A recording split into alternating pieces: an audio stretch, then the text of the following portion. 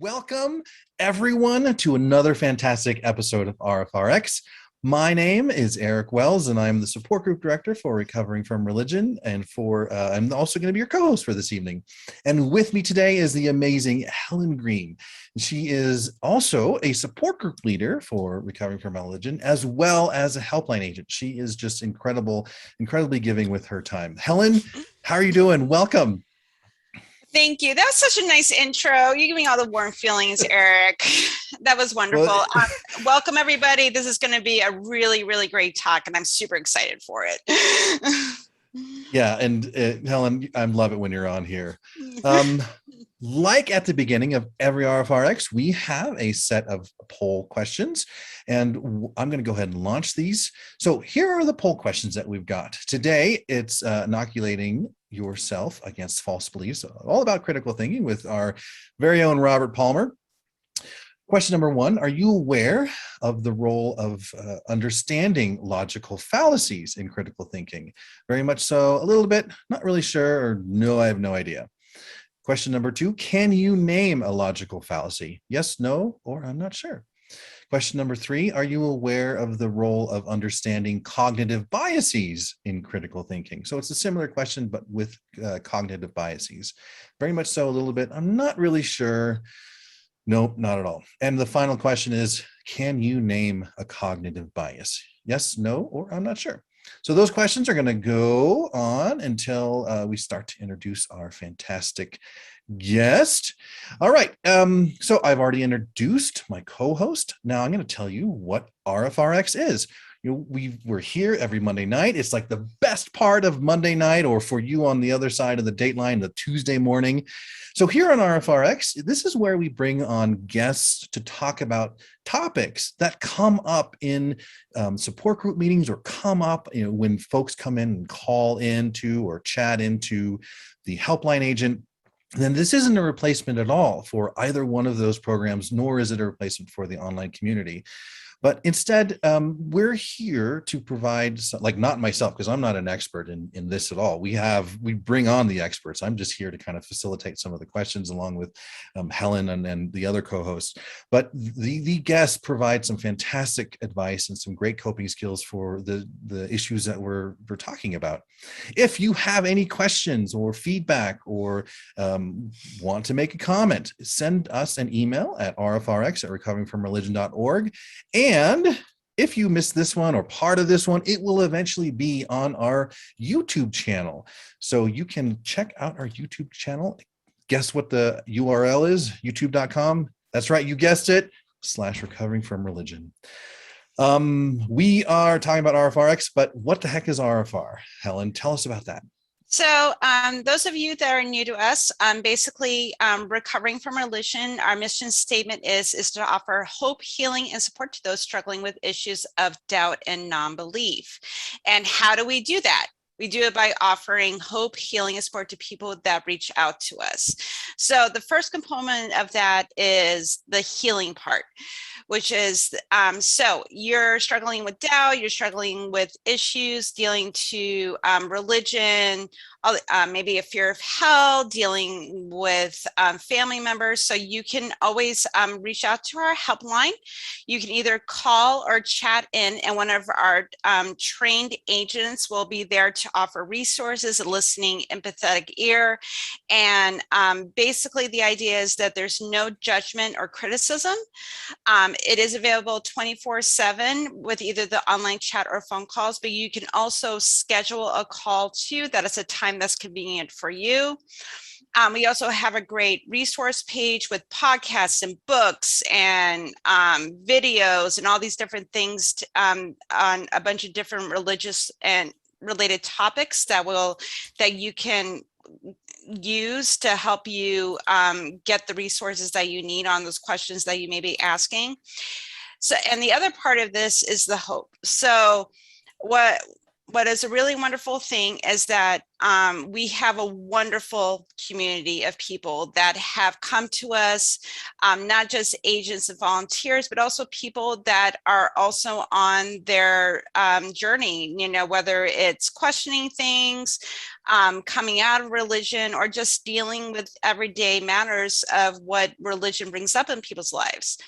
So if you so desire, you can chat or call in with an agent, and you have to be invited to join our online community, but there you can connect with people no matter your religious background, whether you're Muslim, Jehovah's Witness, Catholic, Christian, whatever it is. You can find like-minded people that you can connect with. So we're all in this together, and we all need to support and care about one another. You can also, we also have a blog and podcast. So if you go to the recoveringfromreligion.org, we also have some old podcast episodes on there, with Dr. Ray, with Gayle, with other people, other volunteers at RfR, where you can get some more resources. And you can also connect with our Medium link at X Communications to talk to other people that have left religion and get support there as well. So now I'm going to turn it over to our illustrious support group leader to talk about support. Thank you, Ellen. Yes, I am the support group director, and I love the support groups. I'm not biased or anything about that, because it's it's not like it's the only thing I've ever done. But we have 64 groups, 64 support groups around the world, and included in that are a couple of virtual chapters I'll talk about in a minute. But the support groups, this is where we have face-to-face, whether it's in person or it's virtual. Once this COVID thing is under control and people start getting vaccinated, if you're not vaccinated, fucking get vaccinated already, for crying out loud, then we'll be able to go into in-person meetings. But until then, this is a place where if I'm struggling with something that is stemming from my past religion, this is a place in a safe place where I can bring it to and discuss with people and talk with people, kind of understand their experiences and see maybe if they've got something that they worked for them. But the support groups are just a fantastic place for to do that. And the leaders, just like Helen, create an incredibly safe space to share what's been going on with us. For example, if you are a person who is a no longer a believer, has transitioned out of religion, but your spouse or your significant other is still religious, that may cause some conflict. And there are a lot of people in the support groups who are experiencing the same thing. And so that's a topic that can come up, just for example. Like I said, we've got 64 of them around the world, 2 of which are virtual.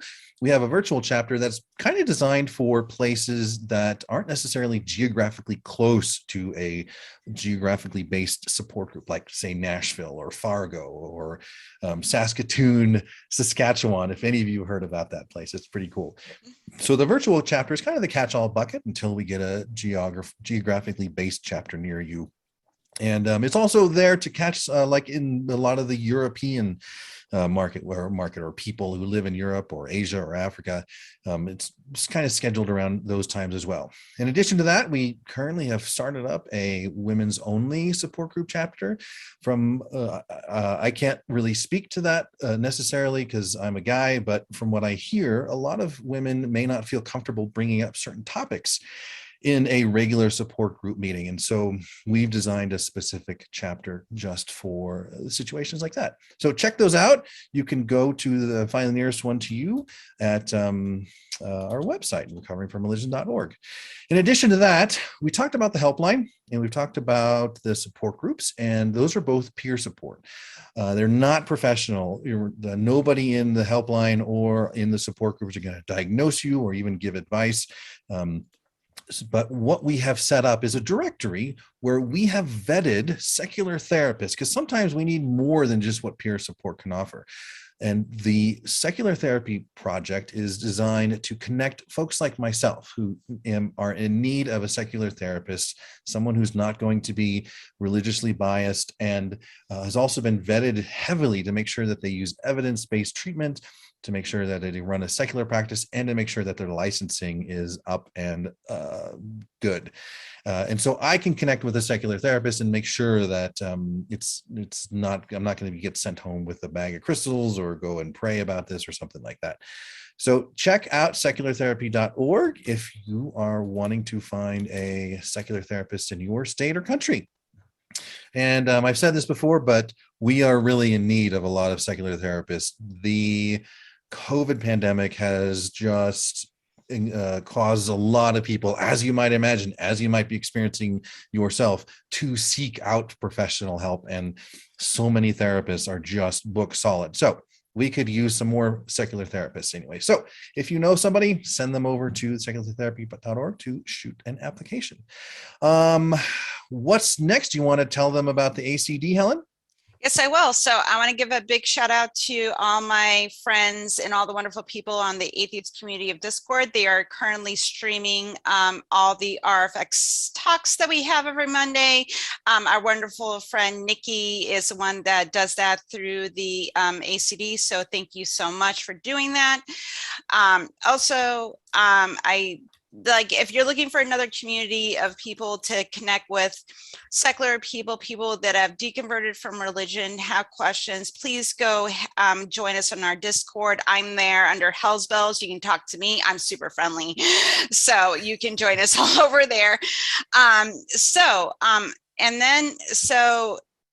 Now I'm going to transition to, like, these are all the ways that you can connect with people, to get people that you can talk to about, you know, your doubts, your concerns, all these different things about religion.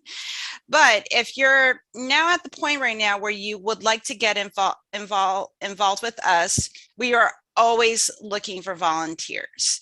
And one of the major things that I've come to find, and a lot of the other volunteers will tell you that work with us at RfR, is that healing really does come from helping others.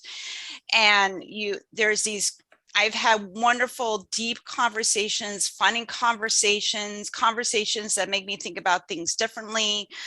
And I wouldn't have had these experiences unless I did the volunteering. So I highly encourage you, if you want to get involved, and you don't have to be a helpline agent, you don't have to be a support group leader, we will find a home for you.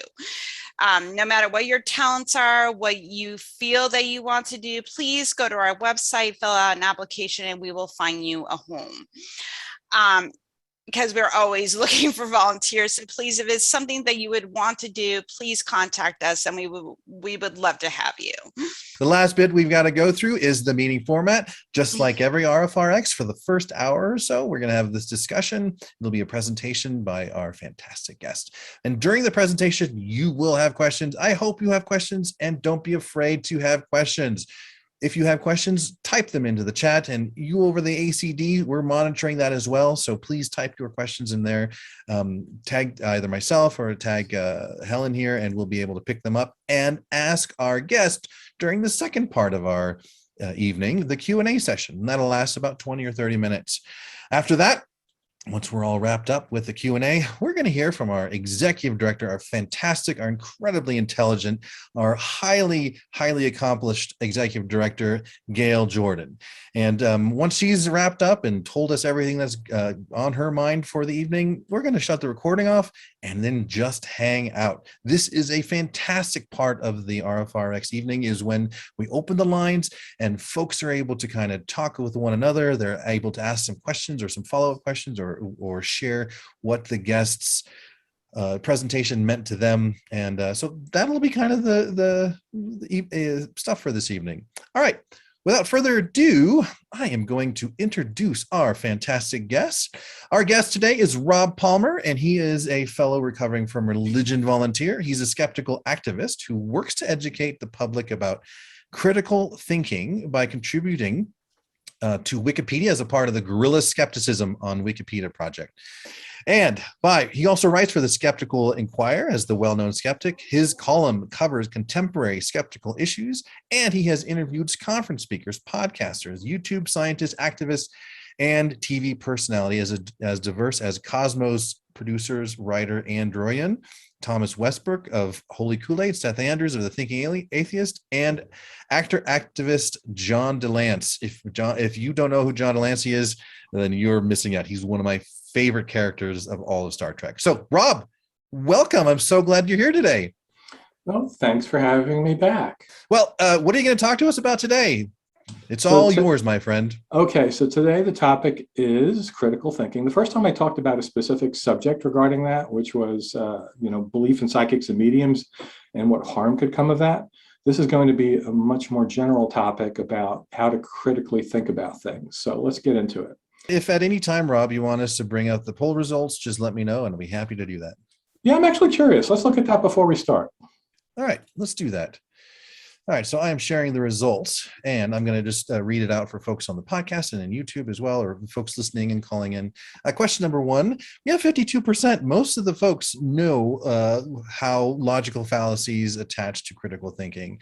About 35, a little bit, a couple of them not really sure, and 6 of them are nope, not at all. Most of the people can name a logical fallacy, about 64%, 19% cannot, and 18, I'm not sure about that. Now, with relating to cognitive biases, 45%, a little bit lower, can understand currently how cognitive biases relate to critical thinking. And when it comes to naming a cognitive biases, 58% yes, 19% no, and 20% I'm not sure. Okay, very interesting. That's an interesting result.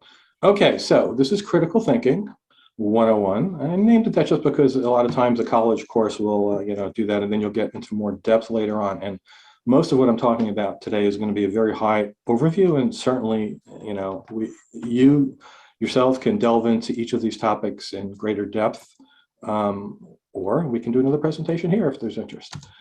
So we're going to say this is inoculating yourself against false beliefs. In the age of COVID and immunization, I had to do that.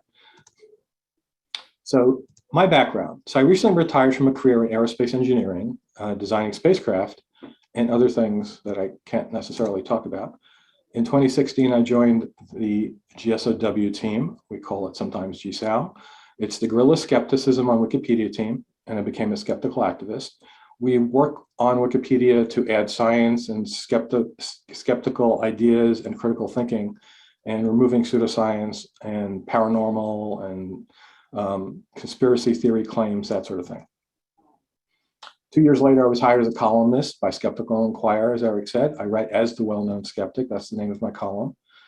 And I've been a speaker at conferences on skeptical topics, including at DragonCon just last week, and twice at the Center for Inquiries Conference, SciCon. And I'm part of the skeptical movement. So we try to educate people about science and scientific skepticism. And you can follow me on Facebook as the well-known skeptic. And I post articles regarding the Skeptical Inquirer, also the work of the GSOW team, and just general items of critical thinking. So since I use that in the title of this presentation, I should define what it is. Critical thinking is the intellectually disciplined process of actively and skillfully conceptualizing, applying, analyzing, synthesizing, and/or evaluating information gathered from or generated by observation, experience, reflection, reasoning, or communication as a guide to belief and action. So I've synthesized that down to a more manageable part. I would say it's the objective analysis and evaluation of an issue, not influenced by personal feelings or opinion, done in order to reach a more accurate conclusion. In my opinion, this topic is important because of the following reasons. The human brain evolved on the African savannah, allowing us to survive in the unforgiving environment, but our thinking organ, the brain, which evolved to forestall death until we could raise offspring, right? It's far from perfect.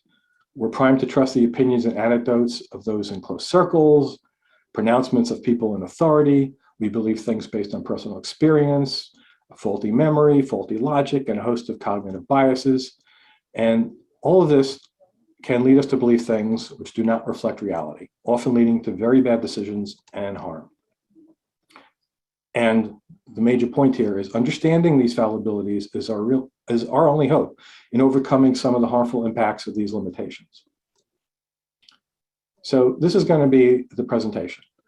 There's two main parts. Functional limitation of your brain is the first part, and that's going to cover sensory input errors, data handling limitations. If you look at your brain like a computer, right? It's got a way to get data in it, but then it has to handle the data.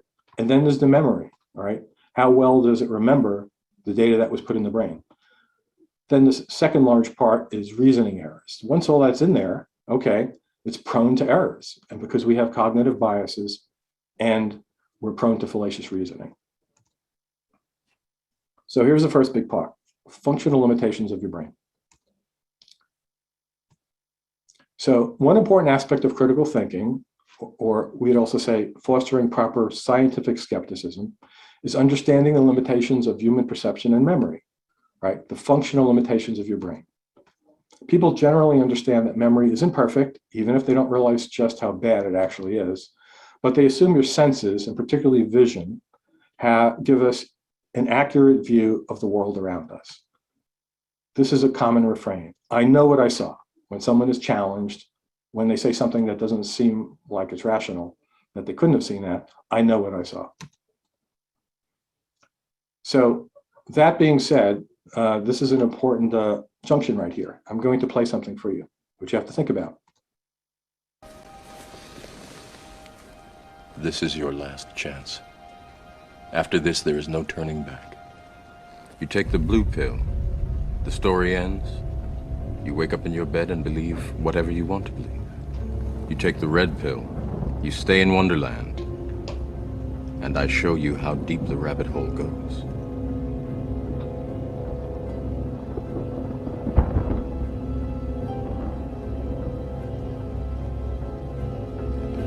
Remember, all I'm offering is the truth, nothing more. So I'll assume you want the red pill since you're still here. If you're not here, you can't hear me anymore. You want the truth.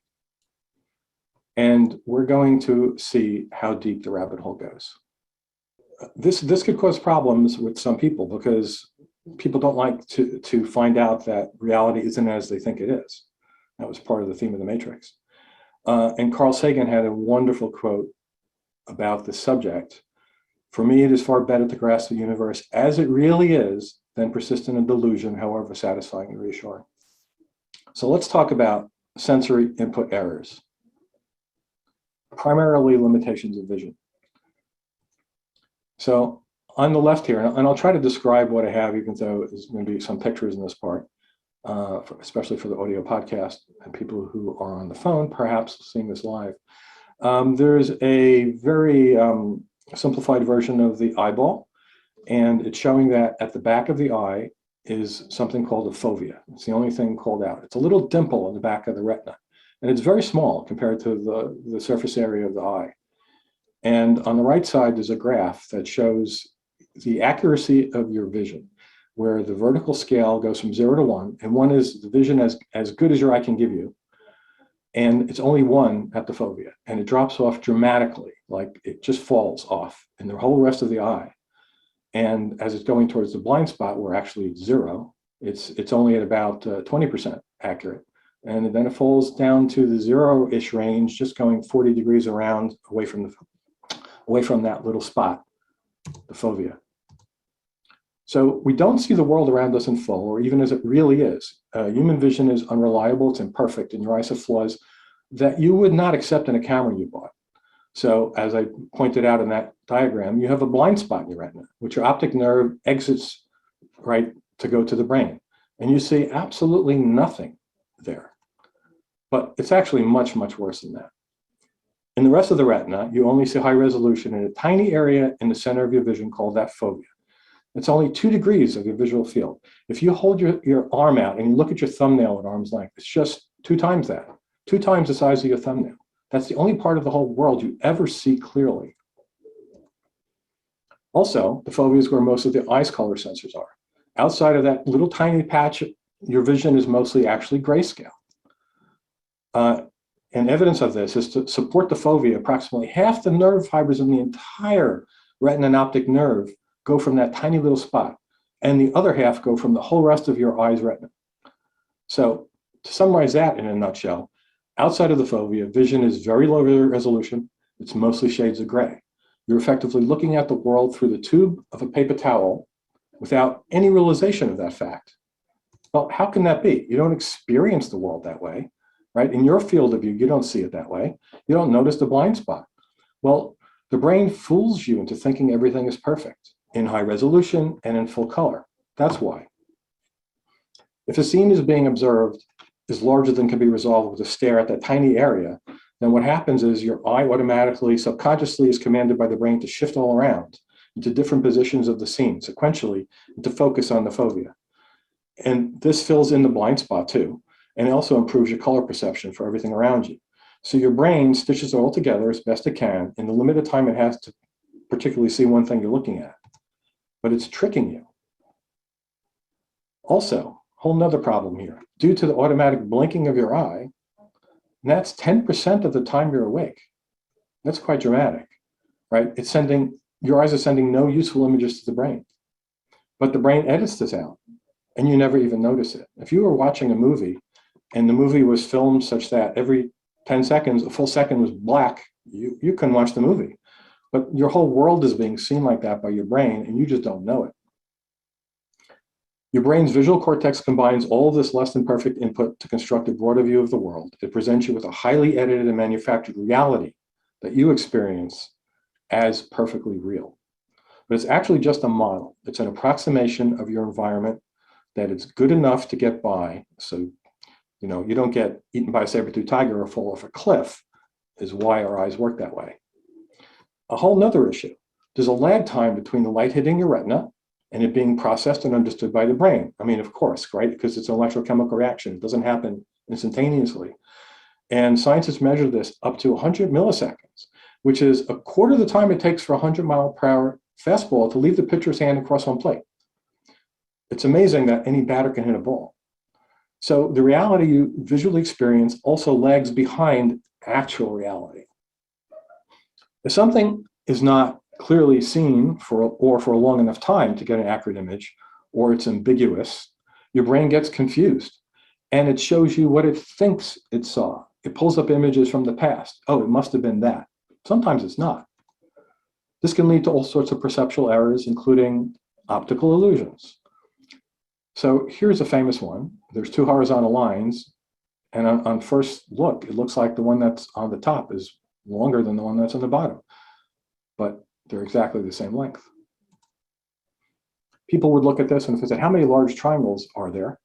Well, you know, there's only one that was drawn. It's got some spaces in it, and the circles around the periphery have space, and that fills in your mind as another triangle, but it's really not there.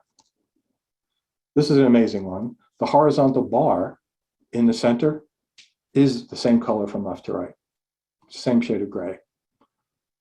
Your brain is confused. And this is my favorite one. Eric, can you see that moving? Damn it, Rob. I can see it moving, but I know that you're going to tell me it's not moving. This is not a GIF. You can do a screen capture and do it in Photoshop and just look at it later. It'll still move.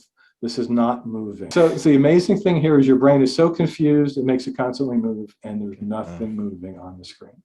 If I stare at it long enough, I'm going to get dizzy. So don't. So also, if that's not enough to convince you that your senses don't actually allow you to experience the world as it actually is, then consider this little bit of information. Our eyes only evolved to see a tiny fraction of the entire electromagnetic spectrum. And we know that is right, Roy G. Biv. Everything else is invisible to us, but it's just as real as that tiny portion of the spectrum that we actually can see. Here's a graphical representation of it, right? Almost the whole width of the monitor is the spectrum from high energy photons to low energy photons, which is from narrow wavelengths to long wavelength, from X-rays to long radio waves, and a tiny, tiny portion in the center is called the visible spectrum, right? Some analysis has shown that that's like 0.005%. But if you actually, the long radio waves go to infinity, so you could say it's almost none of reality that we actually see. It's just because our eyes only can tune into that one frequency, that one small set of frequencies. So some other animals can see portions of that spectrum that we don't, such as snakes seeing in IR or bees seeing in ultraviolet. Here's a little video I found talking about the bees. Flowers sure look pretty to us, but bees see them in a completely different light, literally. Not only do they see the world through these compound eyes made of thousands of individual pixels, they see a world bathed in ultraviolet, way beyond what our eyes can see. We see this, and they see this. See, special pigments absorb the UV light, and they paint this big bullseye in the center of the flower, guiding the bee to the tasty nectar, and of course that sweet, sweet pollination. Now, the relationship between flowers and bees goes way beyond the visual. Scientists from the University of Bristol recently discovered that bees can sense a flower's electric field. Just like when you run across a carpet in your socks, bees build up a positive charge as they buzz through the air, and flowers are slightly negative. This helps pollen jump from the flower onto the bee like electric Velcro. And it also helps the bee figure out if another worker has already visited that flower and slurped up all the sweet goodness. Now, nobody knows quite how the bees sense that electric charge, but their fuzzy little bodies might be buzzing like your hair when you rub a balloon across it. Now, evolution's been playing matchmaker between bees and flowers for millions of years, resulting in one of nature's closest relationships. So next time you see a bee buzzing around the garden on a warm spring afternoon, imagine how their world looks, and think about how much of nature remains invisible unless you see it through the right pair of eyes. So as was shown there, not only eyes, right? They can sense the static electricity. And there are some animals, I think birds, I believe, that can like navigate somehow through the Earth's magnetic field, which is just invisible to us. But those things are all real. They're just not real to us. So no species-specific perception of the world is complete or correct, right? It's just a matter of reference. And another point is, even perfectly functioning members of the same species, meaning say your eyes work perfectly, you don't have any problems with your eyes. You may not experience the visual reality exactly the same as another person in that situation. I assume most people have heard of dress gate. You know what that is, Eric? Yeah, that's the gold or there we go. brown. Don't give it away. Don't give it away. Oh, so okay. yes, that's correct. Yes, I know what it is. It's a photograph that became an internet viral phenomenon about 6 years ago. There's actually a Wikipedia article, The Dress, right? Viewers of the image vehemently disagreed about its colors. So Eric remembered the colors he saw it at. That's interesting. So this wasn't just like a silly thing. The phenomenon revealed differences in human color perception, which have been the subject of ongoing scientific investigations into neuroscience and vision science, producing papers published in peer-reviewed scientific journals. Are you kidding me? The dress got a paper? Yep, a lot of papers. So what color is the dress? I'm going to show it here, and I'd like people to put it in the chat if you're watching this live, or I guess later in the comments if it's on YouTube. What color do you see there? Two colors. You know, I see now, it's different now, I think. It's, for me, it's blue and yellow, brown? See, I see white and gold. You're you're wrong. Cool. No, you're wrong, Eric. More to report on this. So the first large-scale scientific study of this was published in Current Biology 3 months after it went viral. 1,400 respondents found that, drum roll please, 57% saw the dress as blue and black, 30% as white and gold, 11% as blue and brown, and 2% actually had other ideas about it. So I'm a part of the 11%. Is that maybe it's because I'm left-handed? So I'm colorblind. I don't know if they accounted for colorblindness or actually you're color challenged mostly when you're colorblind. So I don't even know what I see it as. But the real answer is none of these people are right because the dress has no color, nor does anything else. If that doesn't blow your mind, I don't know what will. Won't.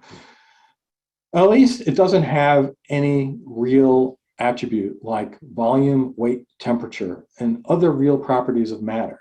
Color is not a thing in the universe. It quite literally is a figment of your imagination. It's just a computation that your brain makes, which enables you to extract meaning from the world. And as you saw, not even every brain even computes it the same way. All right, so this is a quote from a neuroscientist. Color only exists in your head. There's such a thing as light. There's such a thing as energy, but there is no such thing as color. And he actually wrote a paper on the subject about this dress. The dress isn't blue or gold because color doesn't exist. You can look at that up at pbs.org/newshour/science. I used to have a whiteboard up at work where I'd put controversial things, like things people think are true that aren't. This was the most controversial. I had my manager practically screaming at me in email that I'm an idiot. Color is real. So I've discussed the visual system, but our other senses, such as hearing, also have limitations. Some animals' brains, in fact, use, things other than vision for the primary method of understanding the world, sonar, echolocation. So they have an entirely different perception. They have a different map of reality in their brains than we do. Does a bat's brain map surface texture as color? Maybe. I mean, since color really isn't a thing, it's possible.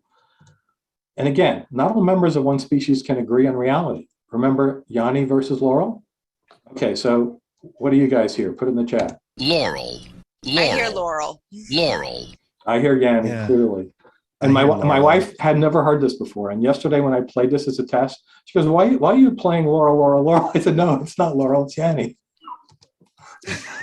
Laurel. Laurel. Laurel. I actually remember when this first happened, we were in a public area in my workspace, and somebody said, I can't believe this. People are saying people are saying it's Laurel.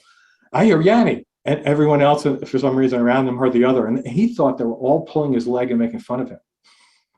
He was going to start a war.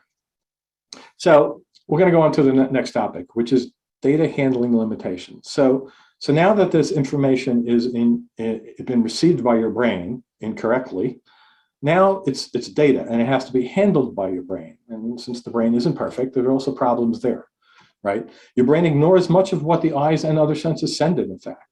This is a problem of attention limitations of your brain. I mean, if you're driving in a car, you're looking for certain things, you're not reading all the signs that are going by, you're not watching things on, say, it's a divided highway on the other side. You can't do that. Your processor cannot handle that data. It can only handle data at a given rate.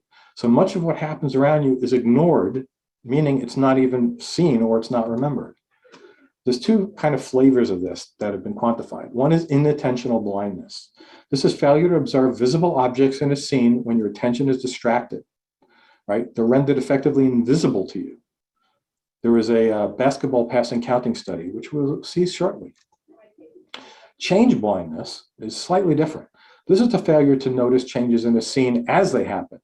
Not everything is deemed equally important for the brain to remember in detail. So in fact, much of it is ignored. So I'm going to play a short video here. The monkey business illusion. Count how many times the players wearing white pass the ball. For those who can't see it, there's 3 people with black shirts and 3 with white, and the white people are passing the balls back and forth, and the people in black are passing it back and forth on a little stage with a curtain behind them. They're walking in circles as they do this, and hopefully you're counting the times the balls are going back and forth.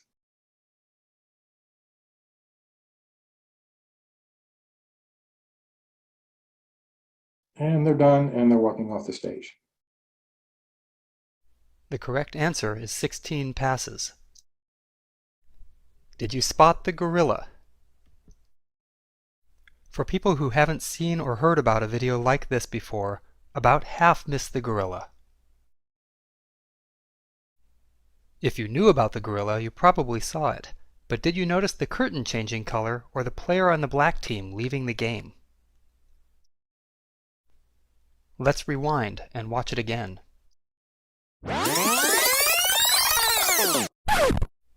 Here comes the gorilla, and there goes a player, and the curtain is changing from red to gold.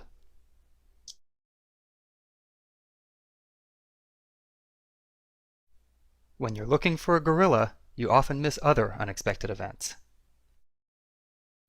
And that's the monkey business illusion.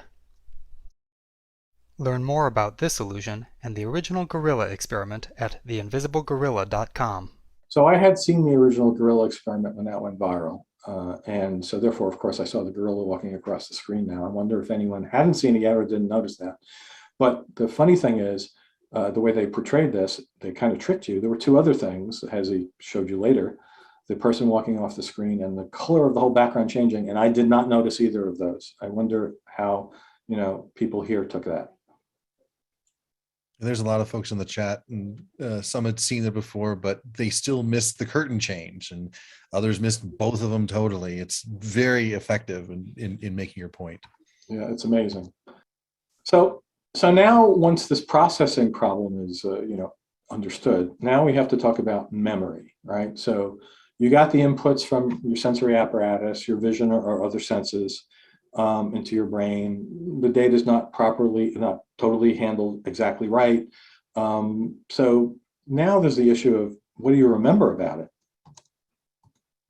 Right. So the second part to the refrain, I know what I saw, is I remember like it was yesterday. Right. You can't tell me I'm wrong. I remember it like it was yesterday.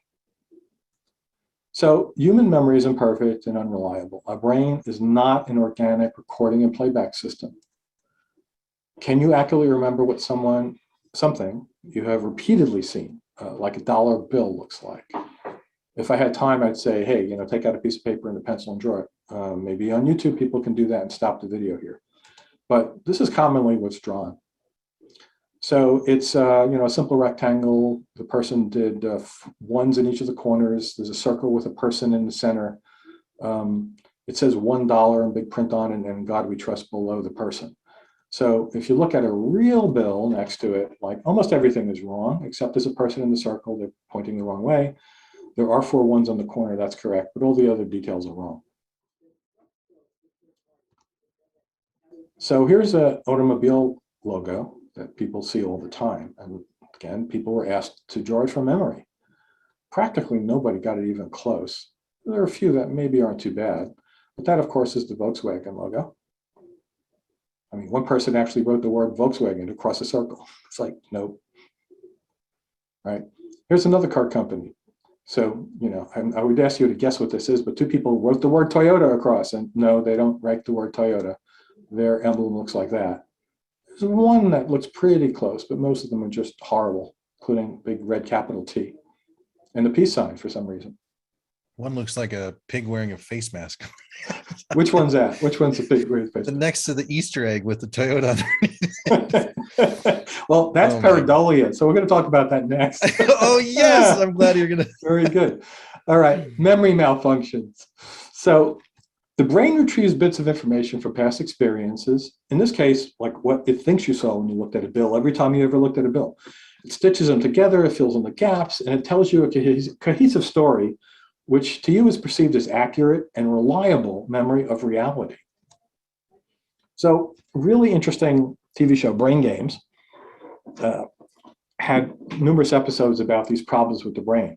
One that I remember, I think, so of course take this with a grain of salt, but it was a group of people that were waiting to go into a building. They had signed up to be tested, and they didn't know what their test was going to be. But they were told, well, we're still waiting on the room. Let's hang out here. And they're standing on a street corner. Well, what happened was they staged a robbery right in front of them. It was a purse snatching. And I think there were multiple people involved in grabbing the purse and throwing it back and forth. The woman was shoved. And then it's revealed, oh, okay, don't worry, that wasn't real. That's the experiment. And then they were all taken separately and interviewed about what they saw. They all had different stories, right? Not only that, the more sure somebody was about that they had the right story, the more likely they were wrong. And there was a plant amongst them. There was somebody who was told to try to make them tweak their stories. So like someone might have been sure that the victim was wearing a white dress. She said, no, it was yellow. It was definitely yellow. That got the person to say, oh yeah, you're right, it was yellow. And then she was sure it was a yellow dress. Just as sure she was before it was white.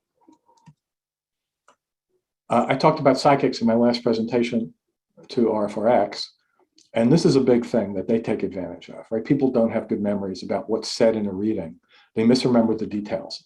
A common thing like that is the medium will say to the sitter, okay, your grandfather is here, he's trying to communicate with you, he's wearing some kind of uniform. Was he in the Air Force or the Army or the Marines, or maybe he worked for the US Postal Service? And she go, no, wait a minute, he worked for UPS. And she go, oh yeah, okay, yes, I see he's got a UPS uniform on. So later on, when the woman leaves, she'll tell all of her friends, I don't know how she did it, she knew my grandfather worked for UPS. She will not remember all of those other questions that were just wrong. So the work of Elizabeth Loftus is very important. She's a cognitive psychologist and an expert on human memory. She has written many books on this subject. She provides eyewitness testimony as an expert in criminal cases. And luckily, I got to interview her for the Skeptic Zone at PsyCon, and I'm going to play a little bit of it. just ran into Elizabeth Loftus, and she's going to be a speaker at the conference. Right now she's signing an autograph of witness for the defense for Ed Bear. There you go. And now I'm going to ask her. Thanks for your help, Ed. My pleasure. So thanks for doing this interview. Oh, sure. I'm glad we could do it this And conveniently. what is your presentation going to be about? Well, it's called The Fiction of Memory, and it's about research that I and other psychologists have done on how it is that people come to believe and remember that they did things or saw things that they didn't do or see. How do people develop false beliefs and false memories? So does that include when someone maybe misremembers something, so there actually was an event, but they don't remember it properly? Well, that's part of the work, Okay. and many of the experiments that I've done show how easy it is to change people's memory for an event that they actually did see. But what's even more stunning is when we can plant an entire event in the minds of people for something that didn't happen. Wow. Give me an example. Well, make them believe that they were lost in a shopping mall and frightened and crying, or that they were attacked by an animal, or they witnessed a person being demonically possessed. Yeah, in her presentation, as I recall, she told the story of the people who were participating in this. They had their family had supplied family photos of them as children, and sometimes they were photoshopped by the experimenters. So they would take the family and put them in a hot air balloon, and when the subject of this test was a child, and they would show them, do you remember this? Do you remember this vacation where you went on a hot air balloon ride with your parents? Vaguely. And they would keep asking them questions, and they would come up with all these details of something which never happened in their lives. It's quite amazing. So given all that science has revealed about how poorly we see, how poorly we remember ordinary things, it makes no sense to trust anyone's memory of what they say they remember as an extraordinary or supernatural event, whether they say it happened decades ago, last year, last month, or even a minute ago, right? There's this very famous quote attributed to Carl Sagan: extraordinary claims require extraordinary evidence. And as should be obvious now, that any claim based exclusively on human senses and memory does not come close to qualifying as extraordinary evidence. So all about this summarized is, what we tend to think is, I know what I saw, I remember it perfectly. But the actual reality is, this is a quote by neurologist Oliver Sacks: every act of perception is to some degree an act of creation, and every act of memory is to some degree an act of imagination. So now we're going to go to the second subject, reasoning errors, right? Everything I've discussed to this point concerns physiological failings with the design of the human body, the eyes, the brain, all that sort of thing. These flaws are due to how we evolved. They can't be fixed. The only thing that you can do is understand their limitations when making decisions about what to think and believe based on them. Now I'm going to discuss things that you can, to some regard, change, right? Because they involve how you think about the faulty data that your brain has collected through your unreliable senses and placed in its unreliable memory. So unfortunately, the thinking process, or reasoning, is also less than perfect, right? But unlike the uncontrollable physiological flaws, you're at least partially in control of how you process this problematic data. You can change how you think and reason. But we need to understand the flaws in the reasoning to know what we can work on changing, all right? So the rest of this talk is going to concern two categories of such flaws: cognitive biases and logical fallacies. So first up, cognitive biases. What is that? Most of you were familiar with it, I think, from the poll. Let's go into it. It's a heuristic, which is a fancy computer word for shortcut in thinking. It's a shortcut, right? It influences how we make decisions about what to believe.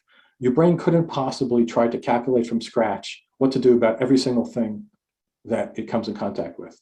It has these shortcuts, like, what did I do before? What's similar to this? I'll do what I did before, that sort of thing.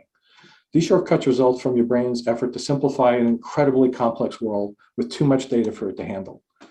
Cognitive biases sometimes lead to perceptual distortions, inaccurate judgments, illogical interpretations, or what is broadly called irrationality.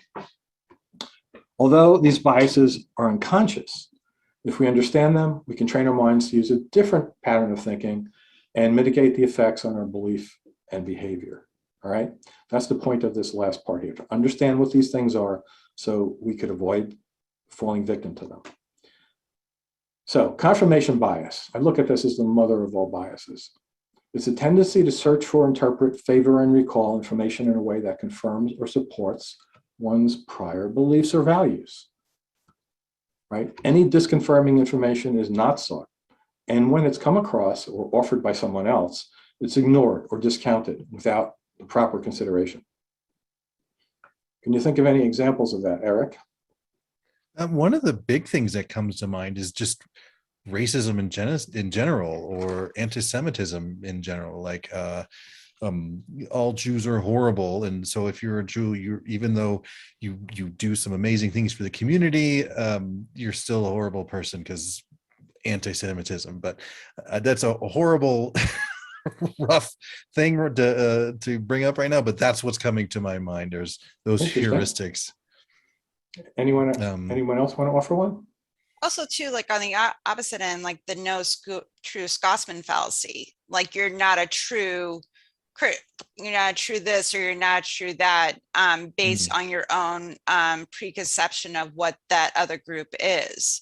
And if you have this bias of how a certain group behaves, you're going to throw out that no true Scotsman fallacy to confirm your own bias. Good. So nobody's going to go to the whole COVID and vaccine thing, which is in the news every freaking hour? Well, I could have, but I was trying to be different. All right, well, I'm going to go there. I mean, that's the thing, right? Your friends have convinced you because you've seen Facebook posts that they're dangerous. And then your other friend, no, it's not dangerous. This is like safe. Hundreds of millions of people, almost billions in the world have gotten it. People are not dropping dead. And it prevents illness. And they go, I'm not looking at that. There we go. We got in the chat, someone has mentioned creationism, and the whole website Answers in Genesis, where they take the Bible must be true, and therefore we're going to discount any other evidence and try to explain it away, or just toss it out in general. Certainly an example. And in conjunction with that, I would say that specific one is the next one I'm going to talk about, motivated reasoning. Yeah, there we go. So this is which produces beliefs, justifications, or decisions that are desired rather than those that accurately reflect the evidence or situation. Yes, Answers in Genesis, right? They have a motivation to prove what they're saying, and therefore they're going to twist everything to fit that. In the corporate world, I have seen this, examples of this kind of a thing, right? You can picture somebody who gets a huge bonus for suggesting the company spend millions of dollars, and I have witnessed this, to change the way something is done, to improve a process, right? And then a year later, and they were told this is going to increase productivity by 100%. So then they do some studies to try to see if that worked. Well, if the guy who got the bonus and looked like a hero for suggesting it is in charge of doing that study, what do you think he's going to find? I mean, no, I made a mistake, sorry. No. Yeah. They're motivated to look at the data in a certain way to prove what they already want to be proved. I had a gentleman I was doing some research on he was a meteorologist, and he's a big climate denier. And I was looking at some of his papers and the motivated reasoning behind that, and just watching the 99.99% of other climate scientists tearing that to crap. And just so, but he continues to put out this climate denialism. Yeah, that's a big one. Not wanting to admit you were wrong for a long period of time. And by the way, this is a cult thing, right? This is why people will go to the edge or further and kill themselves in a cult. Because you don't want to admit you sold your house and you gave your wife to the cult leader, and it's not true, right? Yeah, I remember Heaven's Gate happening, was it late 90s or something like that? Yep. All right, so another one, status quo bias. This is a tendency to have a preference for the current state of affairs, right? The current status quo, the baseline, is taken as a reference point. And any change from the baseline is perceived as being bad, perhaps without any real rationale for that. That's a big thing in pretty much every society. This sounds like traditions to me. Yep. Dead people peer pressuring you to do the same thing that they did. It's worked for all these years. Why would we change it now? Right, right. Yeah. So that's partly this one, the bandwagon effect, right? The tendency for people to adopt certain behavior styles or beliefs simply because others have them. And in fact, the rate of uptake of these sorts of things tends to increase with respect to the population that also believes it. The bandwagon effect. Now, jump on the bandwagon, right? This is due to wanting to fit in with your peers, not to be an outsider. And kind of contrary to this, there are some people who go the other way. There's something called the reverse bandwagon effect, known as the snob effect. So it's a different cognitive biases that actually causes people to avoid doing something or even believing something because others do, which is a little weird. But I would say more people, fall for the bandwagon effect than the opposite. And this is sort of connected, outcome bias, right? The tendency to evaluate a decision on the basis of its outcome rather than on the factor which led to the decision. To give a medical example, which I took from my own here, a doctor decides to give a critically ill child an experimental medication that has a 50% chance of curing the condition. If the child survives, the doctor is praised for being a hero. If the other side of the 50% is right and the child dies, the doctor is criticized harshly for his bad mistake for not doing something else. Selection bias occurs when proper randomization is not achieved in a set of individuals, groups, or data selected for analysis.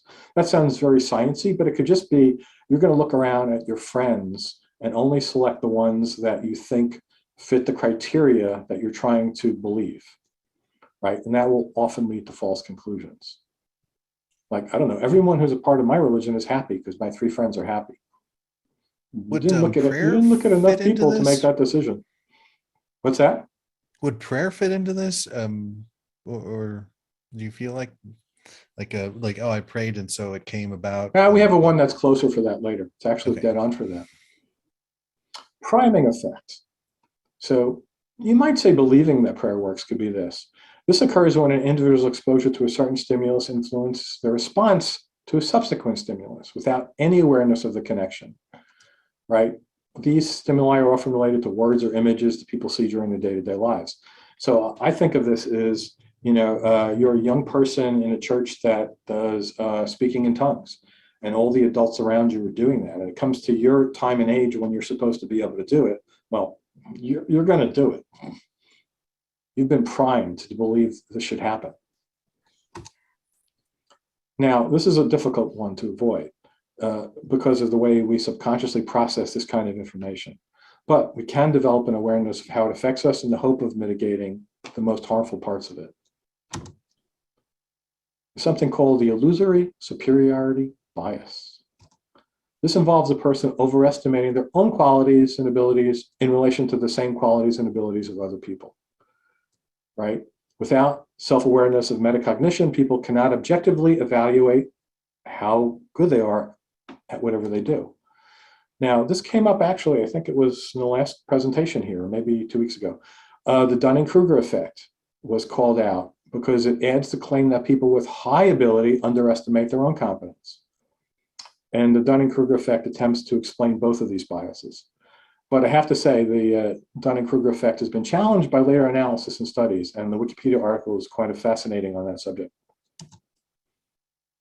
And as we mentioned before, there's pareidolia, right? Your brain is primed to understand certain things. And so when it sees something, it doesn't really know what it is. It might tell you that's what it is. So what do you see there, Eric or Helen? What do I see there? I see, well, initially just I think I see an angel. I was trying to think of something goofy, but yeah, there it looks you go. like an angel to me. I see like someone wearing like a kimono dancing, like, but something. So that's what I see. So cool. So clear, assuming this wasn't photoshopped, you can never tell these days. It just happened to be an odd arrangement of clouds with the sun behind it. Here's another odd arrangement of clouds. I see the one on the right as maybe King Kong fighting a beast that just knocked down, but you can Oh, Make now out I can't cool. not see it. You know, I see you Godzilla. said it. That is the other thing. I see one says- Godzilla. one is that, oh, Godzilla. Oh, I don't see Yeah, a lot I of just that watched stuff. a bunch of Godzilla There we movies go. this weekend, so my There we brain's go. probably already there. All right, So and what creatures on the left are just defeated? I don't Isn't know. there I'm like gonna a go with turtle? Yes, or yes, sheep, Kaiju? or yes. So here's another cloud image that just happens to look, I don't know, not religious per se, but interesting. Definitely a face. Looks like a feather to me. So Oh, this Yeah. one, that. this one's near and dear to my heart. Everyone know what this I is love this called? one. This is on Mars. I don't know That's the correct. It is called space on The Mars. Face on Mars. It's called The Face Okay. on Mars. There are countless books that were written about this because when this was first photographed in 1976 by Viking 1 and sent to Earth, and you know, after all the footage was gone by and this was published, somebody found it in the archives. And oh my God, there's a civilization on Mars. And the larger picture of this area has other features, like you see a little bit of craters and whatever there. They were identified as smashed buildings. This is like in the city, the cities on Mars. I think that's the name of the book. It's amazing. But really, this is what it looks like. 20 years later, another orbiter took a picture with different sun angle and a much higher resolution, and nobody would have said that's a face the first time they saw it. And there they are side by side. So yeah, in the first case, there was a certain sun angle. Oh yeah, I can see There the were, sun the angle. nostril is just an artifact. There are dots all over that picture. You see, those are flaws in the camera, and you know, so that definitely added to it. You know, I think what happened, Rob, is that the Martians got wind that we caught one of their cities, and they went and just changed it. You read the between book. That's what the book claims. Oh, was it? oh, is it in the book? I'm making that up, but I'm sure it is. Oh. Right? That has to be the apologetic. They went and filed the whole thing down because now we could see it. So yeah. So there's two pictures of toast here. Or actually, one on the left is toast, and the one on the right is grilled cheese, and sort of human faces in the burn pattern on it. Didn't they sell these pieces of food for like ungodly amounts of So money? yeah, there we go. Goldenpalace.com, the Virgin Mary grilled cheese. Somebody is making money on this. It reminds me in St. Peter was a Clearwater, like a few years ago, the glass building that showed the image of the Virgin Mary on the, it was all along the windows in I think Clearwater. So. What I was thinking. We sell t-shirts. Oh, this is my last pareidolia picture. Chicken church. Chicken church. Can anybody not see a chicken there? I see a surprise chicken. Like, why are all these people coming into my back end?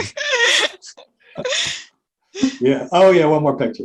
So this, I imagine somebody cutting open, you know, this, and it's like, oh, I'm not eating that. That's not going in my salad. It's a pepper, I think. And it's just horrible faces. These are the episodes of Veggie Tales that they don't put out. All right. So that's the end of the biases, but we're going to talk about overcoming them. So to do that, you have to question what you accept as true, base your beliefs on facts, verify the data sources you're using to come to conclusions, avoid knee-jerk reactions when you hear or see things, keep an open mind, check for alternate explanations and contrary opinions, and that means check outside your echo chamber. All right, the last section is on fallacious reasoning. These are informal logical fallacies. What skeptical thinking boils down to is the means to construct and to understand a reasoned argument, and, especially important, to recognize a fallacious or fraudulent argument. The question is not whether we like the conclusion that emerges out of a train of reasoning, but whether the conclusion follows from the premise or starting point, and whether that premise is true. And I would also add to that whether the conclusion is true. So that audio, by the way, was from Carl Sagan's book, The Demon Haunted World, Science as a Candle in the Dark. And it is an amazing book. So what is an informal logical fallacy? Let's first start with what a fallacy is. A fallacy is the use of an invalid or otherwise faulty reasoning in the construction of an argument. It could be an argument you're making to yourself, by the way, because you want to, you know, think a certain way, or it could be really made as an argument to someone else. Fallacies are commonly divided into formal and informal. A formal fallacy is a flaw in the structure of a deductive argument which renders the argument invalid. This would be if A equals B and B equals C, then if you say A does not equal C, that would just be wrong, right? That would, you're trying to make a formal argument there, and it would be a formal fallacy. But we're going to talk about informal fallacies. These contain errors in reasoning other than that use of an improper logical form. They're composed of mistakes in reasoning that arise from mishandling of the content of the propositions that are part of the argument. And a fallacious argument of either type can be deceptive by appearing to be better than it really is and making a point and proving your case when it actually does not. One of the ones I hear probably the most often is the appeal to popularity. This is an argument that concludes that a proposition must be true because many or even most people believe it. Oh, and I hired an assistant to read examples for each of these cases. Christianity is the most popular religion on earth with billions of followers, so it must be true. I've heard that for several religions, as a matter of fact, that claim. Anyone else want to come up with another thing that maybe isn't even about religion for appeal to popularity? Oh, like Toyotas are GMs are the best cars because they're made in America. Mm-hmm. Yeah, because it's a bias against America. Everybody, there's a lot of GMs on the road. the one I always think of is alternative medicine claims. Yeah, that one right? too. Yeah. Right. Oh, all my friends use homeopathy, or they go to an acupuncturist, so it has to work. Got it. Right. So, as Eric mentioned, appeal to tradition. An argument which makes the claim that something is true or beneficial simply because it has been believed to practice for a long time. And here's an example. Hinduism is the oldest religion and has been around for thousands of years, so it must be the one true faith. So I used a different religion there, but I actually had a friend of mine use the first one and this one together in one sentence to make a double fallacy for proving Christianity was real. She said, "Oh, Rob, Christianity has to be real because billions of people have believed it for thousands of years." And I just did a facepalm. Because to someone who says that, they don't realize they're being illogical, and it's a fallacy at all. Argument from ignorance. This is an argument that assumes a conclusion based primarily on lack of evidence of the contrary position. No one can actually prove that God exists. Therefore, God does not exist. So that would be the strong atheist position if you're making a fallacy. That's a fallacious argument, right? It doesn't work in either direction. The theistic position might be no one can actually prove that God does not exist, so therefore he does. Argument from personal incredulity. This is a special case of the previous one, argument from ignorance. It's a fallacy of concluding that because you can't understand it or believe it, then it must not be true. It makes no sense that something as complex as the brain could have evolved. Therefore, an intelligent designer must have made it. And I had a friend that same argument for like eyeballs and Yep. Look at the trees. This is look at the trees. Yes. I had a Jehovah's Witness say that to me. How do you explain the trees and the nature all around you? Like, Yep. Yeah, it's literally, if you don't have an understanding of what we don't understand everything as humans. Science hasn't uncovered everything, and it probably never will. But there are things we fairly well understand, and then you hear something like that, and it just sounds ridiculous if you understand how, frankly, dumb it is. Shifting the burden of proof. This is a special case also of the argument from ignorance.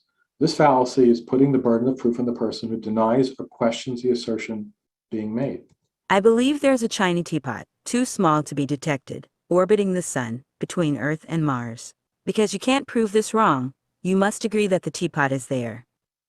So that is a special formulation called Russell's teapot by philosopher Bertrand Russell. And clearly this it has a religious connotation, right? I believe my God is out there. You can't prove me wrong, so therefore you have to agree with me that he is there and exists. So here's a real world example of where this happened. As I mentioned, I work on the Guerrilla Skepticism on Wikipedia project. And this was one of the articles that we work on and maintain and put proper information on. David Polides is a conspiratorialist. He made up his own conspiracy. It's called Missing 411. There's a large series of books he wrote. I think it's up to 10 on the subject. Basically that he says people have disappeared in national parks and elsewhere, and it's mysterious. There's no good reason, and the government is hushing it up. But the current article has scientific analysis of that, which we added. It says, while data analysis suggests that these disappearances are not statistically mysterious or unexpected. So a fan of David came along and changed it to say, and this is awful grammar, these analysts don't prove any prods, I think he meant proofs. These analysts don't provide any proofs that the missing persons have not gone under normal circumstances.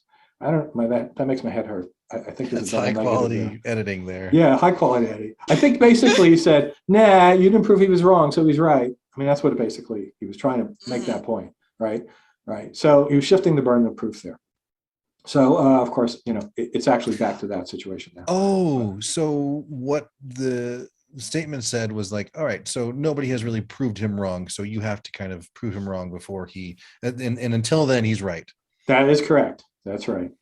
Right. And in fact, they did prove him wrong. They looked at the data, you know, from a scientific perspective and said, you're just making up shit. I mean, this data doesn't show that at all.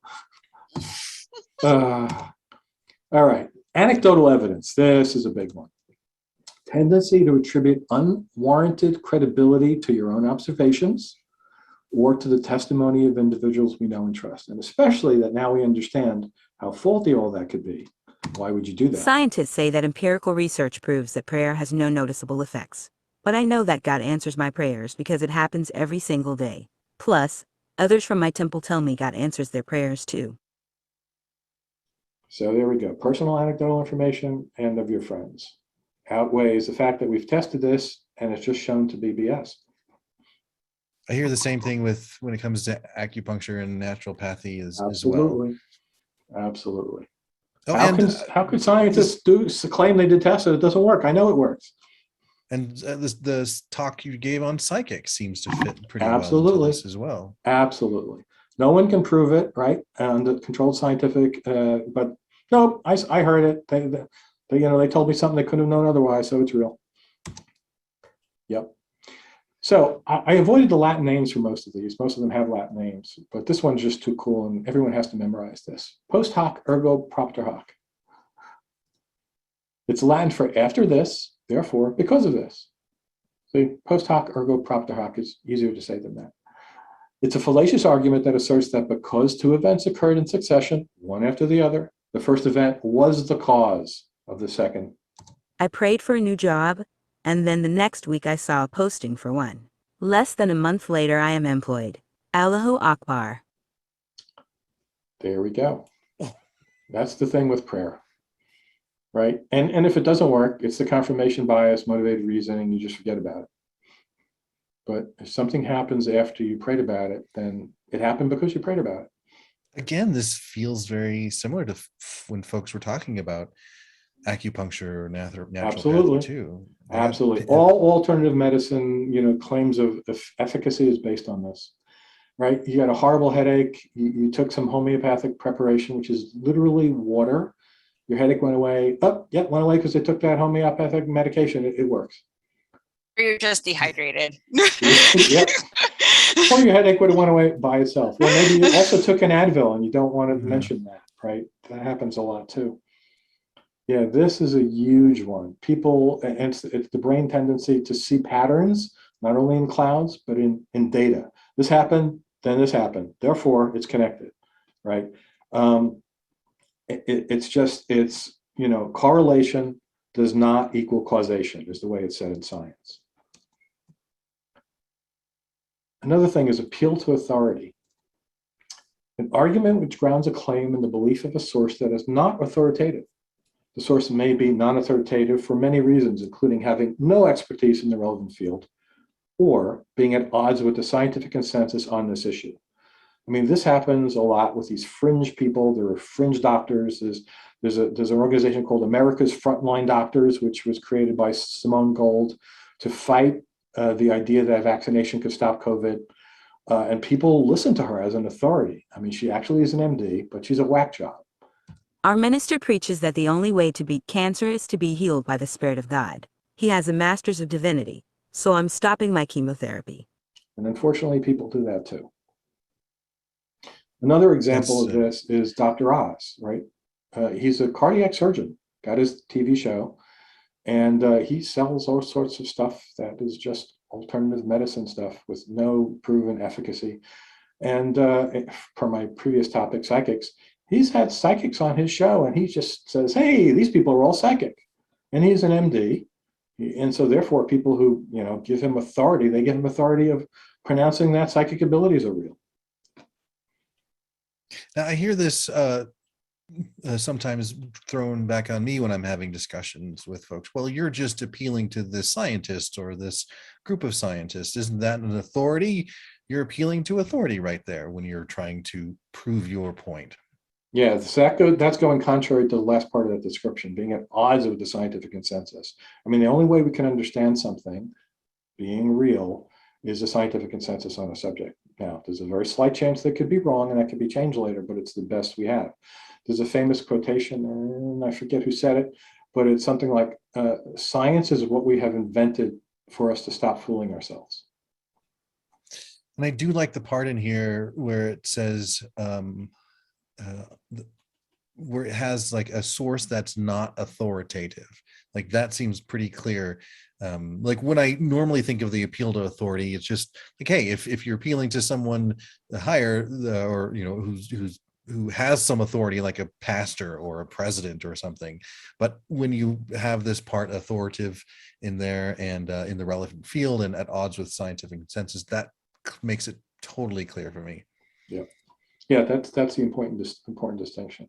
Yeah, and the example that I gave is the person who's got no relevant expertise in medicine, and basically he's giving medical advice. And unfortunately, this happens all the time. And at least in the United States, it's hard to stop it. I mean, there are laws about practicing medicine without a license, but there are psychic healers and mystics. And Gwyneth Paltrow promotes Anthony William, who's a medical medium. She, as I mentioned last time in the presentation, I think, she gives him all praise that he's the most amazing healer there is on the planet, because he gets his information from his spirit that tells you what's wrong with you and what you need to take to fix your medical issues. Circular reasoning, right? This is a big one. It's sometimes referred to, often you'll hear it as, that's begging the question. This occurs when the conclusion of an argument is used to support the premise. It's a big circle without any other evidence being presented. The Bible is true because it says it is. It's all right there in the Holy Scriptures. How can you not see that? I like when callers call in without today's experience. But it applies to the world outside the religious realm also. Appeal to consequences.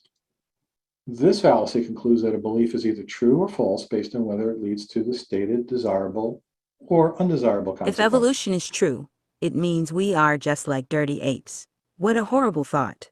So I believe mankind was specially created by God in his own image.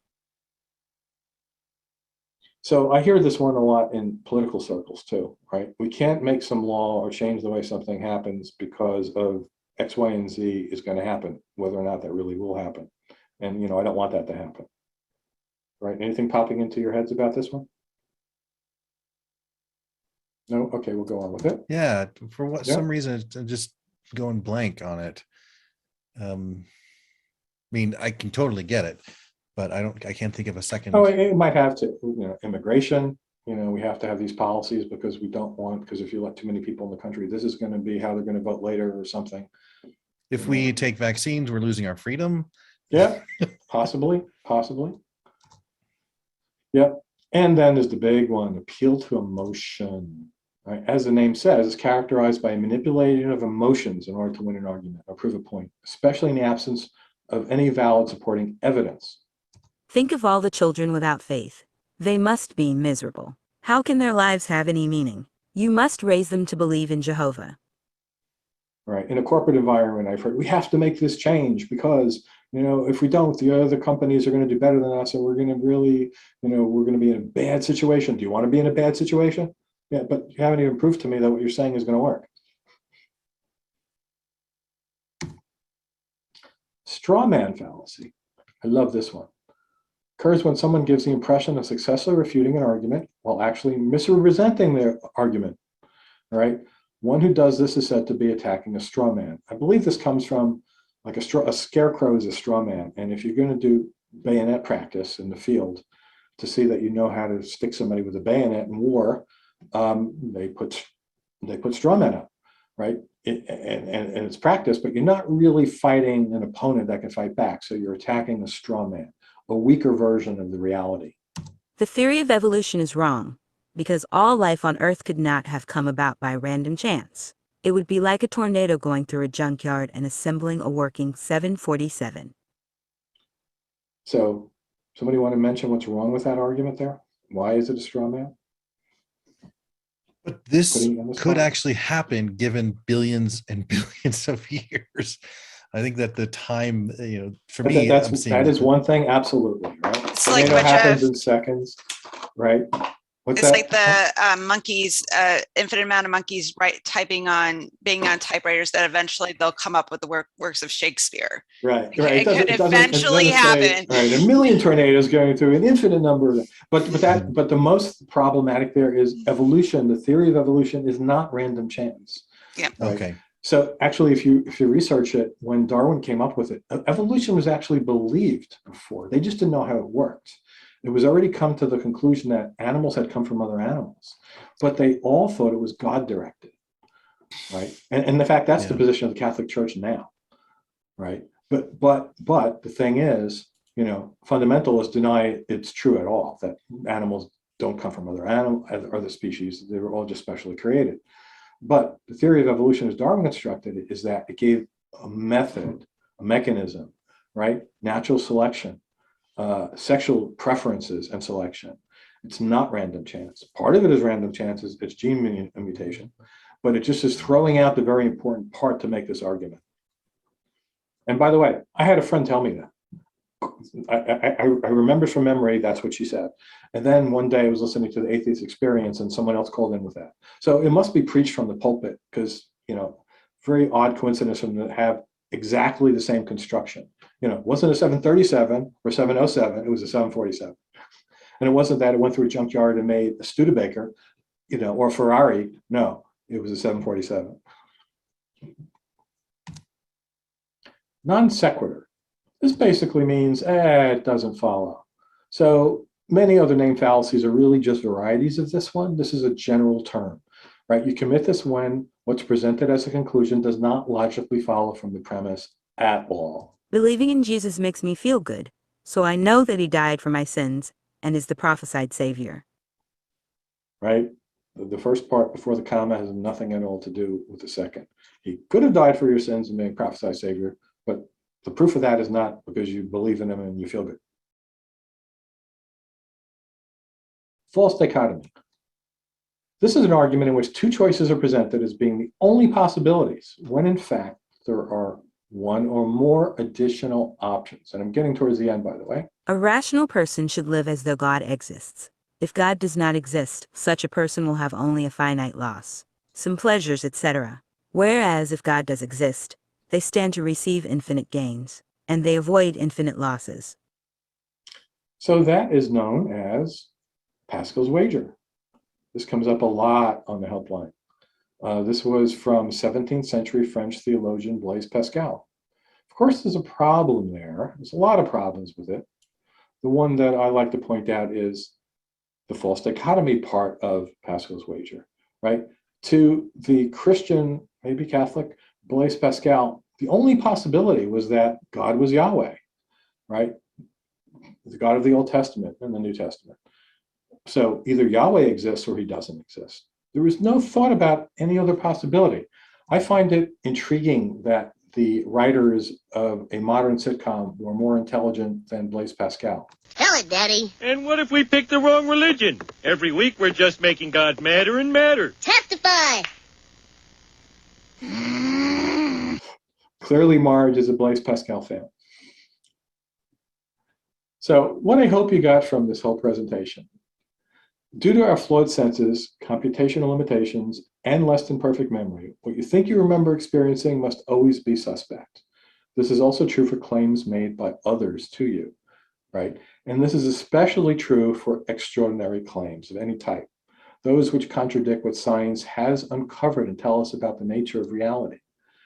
Our natural thinking process is flawed in a lot of ways. It's heavily influenced by cognitive biases, and it's easily subject to fallacious reasoning. But by understanding these facts, we can inoculate ourselves from harm.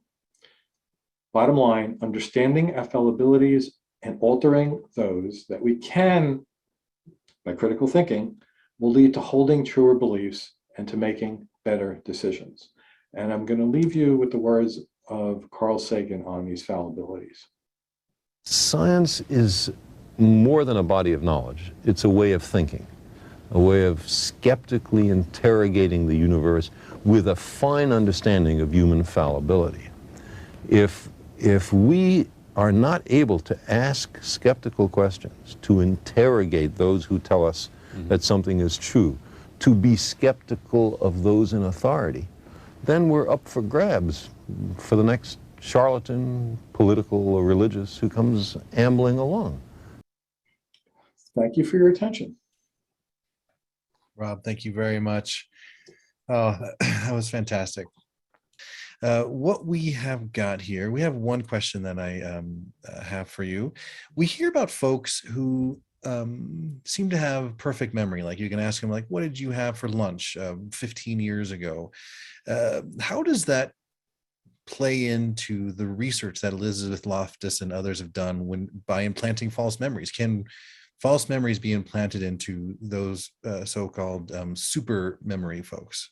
That's a very good question, and I don't know. That's never come up in anything I researched, and it didn't come up in Loftus's presentation. And I do remember reading some articles about people who claim to have that kind of memory, and Jennifer Aniston pops into my head for some reason. I don't know if that's a bad memory on my part. We have Mary Lou Henner here on the in the chat. Yes. Okay, maybe that's what Mary I was Lou Henner. thinking of. My memory failed there. Yes, I do remember that from Taxi. Yep. Yeah. I recall reading some articles that some people actually are much better at doing that kind of thing, but it's a tiny fraction of humans. But yeah, I don't know the official answer to that.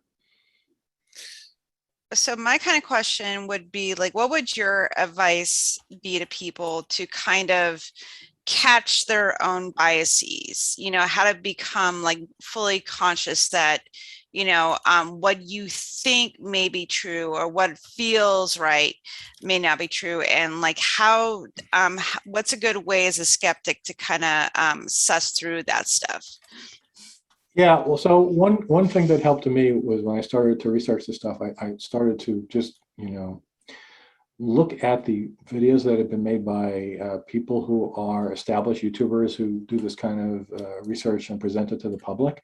And much of it is informative. When you see this talked about frequently, it kind of gets into your head and you remember it more easily when it actually comes up in your own life. And there's certainly tons of books on the subject also. So one book that I think is going to go into the resource selection, but I have to recommend it, is called The Skeptic's Guide to the Universe. It's by the hosts of a podcast of the same name. It came out maybe 2 years ago, but it is a fantastic book on critical thinking and skepticism, just generally. I got it in my bookshelf. There you go. Are you showing it off? I'm showing it off. I think they even signed it for me somewhere, but it's a fantastic. Oh, so yes. I actually have a signed version too, and it's one of my prized possessions. I actually did. They were a book review of that for a Skeptical Inquirer, and then I got the when that was published, I got all 5 rogues to sign it. So that's on my wall behind me, which you can't see because I got a Zoom background. So yeah, I found that book one of the best at consolidating all of the stuff that they say on their podcast for like 15 years, like into one easily digestible book. Well, we have another question here too.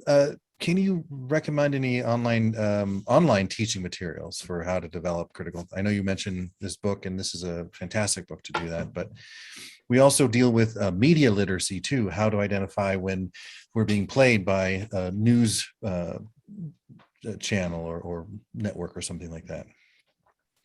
Yeah, so the Great Courses Plus has something by Dr. Stephen Novella, and I'm actually going to Google it right now because I listened to it quite a long time ago.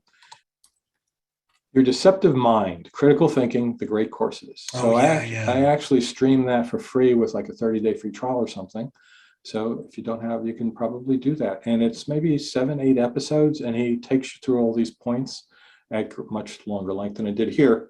And he's a neurologist, and he's the head of the New England Skeptical Society and the host of, he wrote that book, and he's the head of the main host for the Skeptic's Guide to the Universe podcast, so he knows of what he speaks.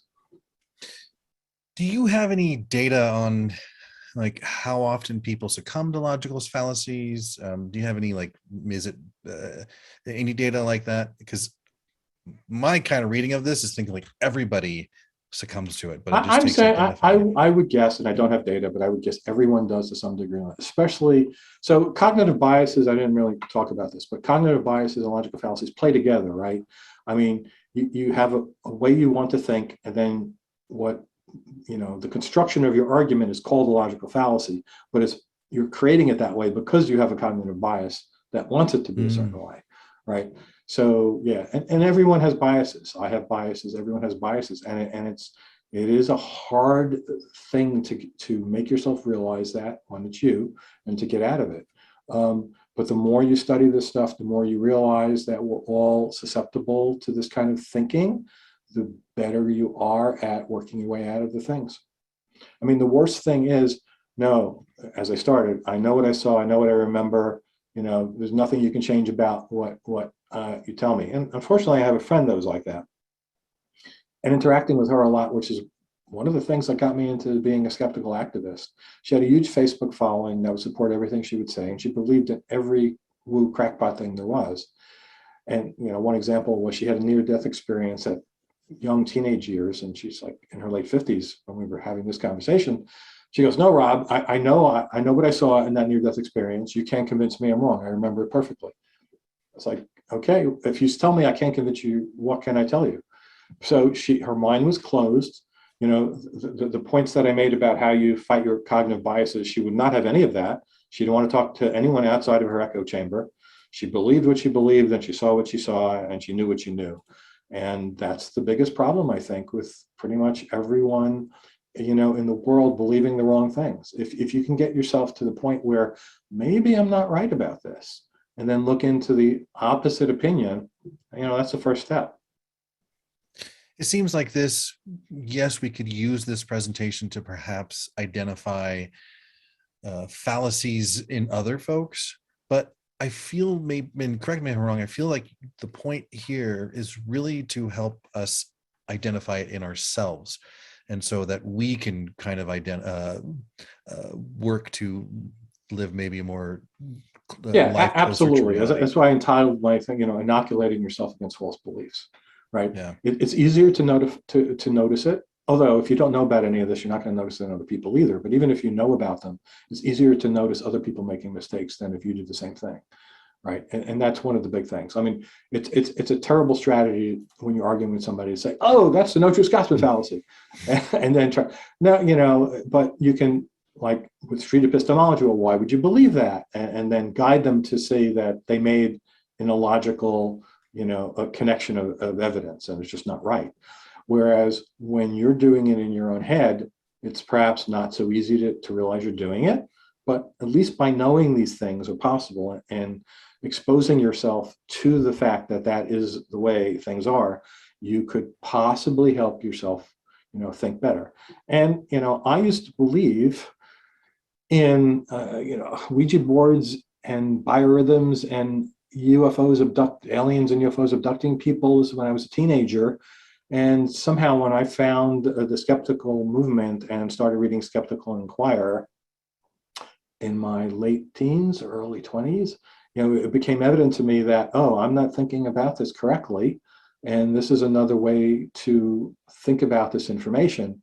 And that, like, in a fairly short turn, did a whole 180 degrees on the way I thought about things. So yeah, I will have to put out another source there. Since I write for the magazine now, Skeptical Inquirer.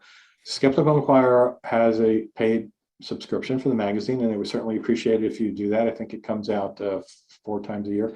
But there is an online version, which I write for, and there are tons of articles, sometimes multiple ones in a week, sometimes multiple ones in a day. So Skeptical Inquirer online, you could find it. My column, just type the well-known skeptic, Skeptical Inquirer, Rob Palmer, Skeptical Inquirer, and from there you can find all the other columns. And there are people who look into, ghost claims. There are people who look into alien claims. There are people who talk about general perceptual errors, like I talked about tonight. All sorts of things there that can help anyone think more rationally. Helen, we got time for one last question. Do you want to take it? Sure, I can do that. So is it ever too early to expose kids to this precious information? Is there a risk they may become disillusioned? Or on the other side, is the whole point for them to become illusioned? Yeah, I mean, I don't know what the official answer to that is. I offhand can't see any detriment to giving people the correct information.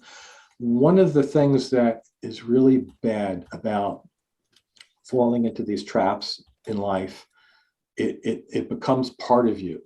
And most of us have experience with this. Once you personify something as part of your personality, it's much harder to change an opinion on it than if that never happens in the first place. Like, the perfect, I'm not saying anyone is this, but the perfect scientist would have a belief in something because of evidence and data, and then evidence comes to change that, and they go, oh, you're right, now I believe that. I mean, right, that's the opposite of religion, I'll just say that, right? Because religion is supposed to be inerrant and unchanging, at least in a short term. Clearly over thousands of years, things morph. But it's like, the point is not to make change, the point is they have truth with a capital T, where science has a truth as best we know it with a small t, as best we understand the universe. So I think if you're exposed to that early on, that's much better than absorbing into your mind and the way you think things that are just false, because then it's very hard. There's a line which is attributed to Mark Twain that I like, and I've used in other presentations. It says, it is much easier to fool somebody than to convince them that they have been fooled. Right? So if you get them first and you teach them what they need to know so they don't get fooled, you don't have to try to go through that to unfool them. Yeah, I can definitely raising kids that are now atheists and teaching them to be skeptical and to, to question things that are just presented to them without any evidence. Like, if you can't go try to find the answer yourself and someone's trying to sell you, a piece of shit and telling you it's a diamond, you better make sure that it's, Right. you should have that doubt. If something in your brain is giving you pause, listen to that voice. Right. As that quote from Carl Sagan in his last published interview, he said, if you have this flawed way of thinking, you're just open to the next charlatan. He said, exactly. He said, he gave 2 examples: religious, or it was another word I forget, who comes Amazon along. Religion's one thing, but clearly political is another. Right? You're just going to believe anything that a politician says, regardless of whether or not there are any facts behind it, or in fact it's contrary to the facts. And clearly, it also applies to the field of medicine, that people believe these nonsensical people who say, crystals will heal you of your cancer. And that's life and death sometimes. Yeah. Rob, thank you so much for this presentation. I know I, for one, I've said this with several of the RfRx's, but this one I'm gonna have to watch again and again, because it was just got some fantastic information, and I want to become a better person. That's actually selfishly one of the reasons why I wanted to get this RfRx thing started well over a year ago, to learn about this kind of stuff. And I'm really, really grateful that you brought this to the table and help to And educate. you're quite welcome. Yeah, Lou, actually, who works for CFI, posted in the chat. I'm not familiar with the quote. He says, Richard Feynman, who was a Nobel Prize winner in physics, said, the first principle is that you must not fool yourself, and you're the easiest person to fool. That last part is for sure true. Rob, before we move on and close this out, I'll give you the last word. Do you have anything you wanted to say that we didn't cover? Well, I am just very thankful that you gave me the platform to try to put this out there, and hopefully it was helpful to people. Yeah, thank you. I can see in the chat that a lot of people are really responding positively to it. So thanks so much.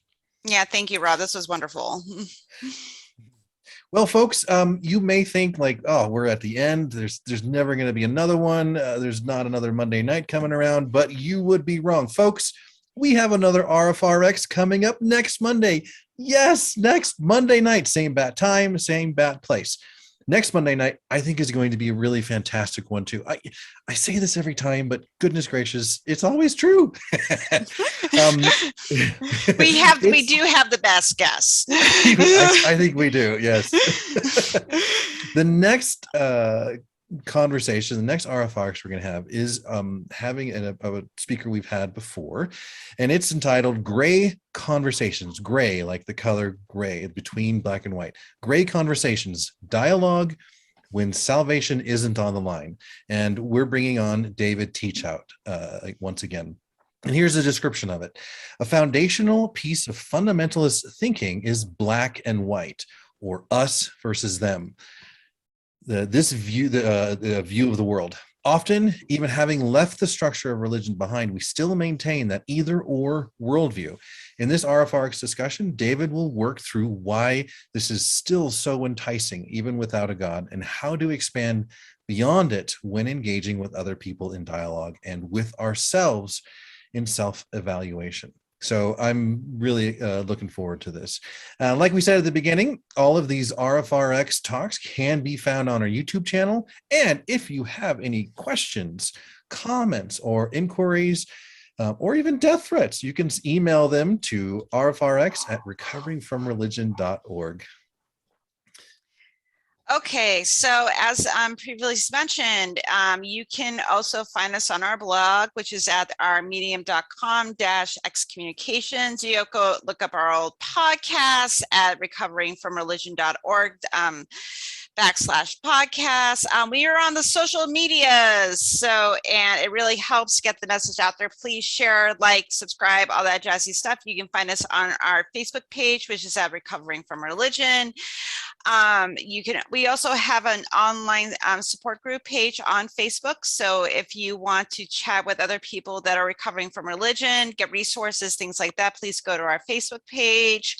We are on the Twitters at our RfR org. I can use words. We are also on the Instagram, instagram.com/RfR org. I can talk.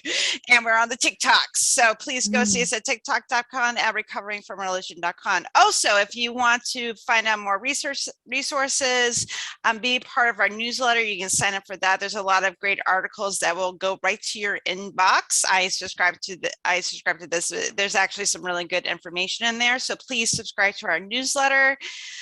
And this provides like what's going on with RfR, our resources, published videos, published blog posts, all that kind of fun stuff. So these are all a really great way to get involved on the social media aspect of our organization. Yep. All right, folks. Thank you so much, Helen. So at the end of every RfRx, we want to hear your voice. We want to have your opinion. So I've got a poll. Let us know how we did, what you thought, and it kind of really helps direct us on our programming. Now, while this poll is going, I am going to bring on our fantastic, like I tempted you and teased at the beginning, I'm going to bring on our fantastic, incredibly intelligent, wonderfully accomplished executive director, Gayle Jordan. Gayle, come on. How are you doing? I'm fine, Eric. Thank you again, as always, for that lovely introduction. Rob, what a fantastic program. So comprehensive about all of the things that we're all vulnerable and susceptible to. It's so important for us to know about that. I want to share a little secret. We talk from week to week about you all being willing to volunteer for us if that's something that you're interested in, donating if that's something you're interested in. But we often mention the helpline. That's our 24-hour telephone chat and our 24-hour internet chat. When we field those calls and we hear from clients, so much of what we're working on employs these critical thinking skills. We don't try to deconvert anyone. We don't try to pry into their business. We don't try to get them to do some kind of action or behavior that we think they should do. We ask them questions. We get them to think about their circumstances. We see if they can identify what they see as options. We get them to step away from their situation and see if they can see it in a little bit different light. We get them to try to see things outside of an emotional context. There's a lot of these kinds of skills that Rob shared with us tonight that we do on our helpline. And I'll tell you something, this is the little secret part of it. It makes you better able to help people think through these things when you practice these skills. Not only do you get to practice them, but you get to watch fellow volunteers practice them. So if that's something I'm not trying to co-opt our volunteer program, and you can certainly, we would love to have you. And I don't mean to say that you can get better at it by coming in and joining us, but you sort of get two birds with one proverbial stone. If you'd like to be a part of us, you can refine your critical thinking skills and abilities to help remove yourself from the conversation and ask those important questions to get people to refine those elusive but incredibly important critical thinking skills. The couple of things I want to mention, as Eric has already said, we do have a brand new support group that's for women only. If you want information about that, visit recoveringfromreligion.org. It was awesome. We had our first meeting a couple of nights ago. All the details about it can be found at the website.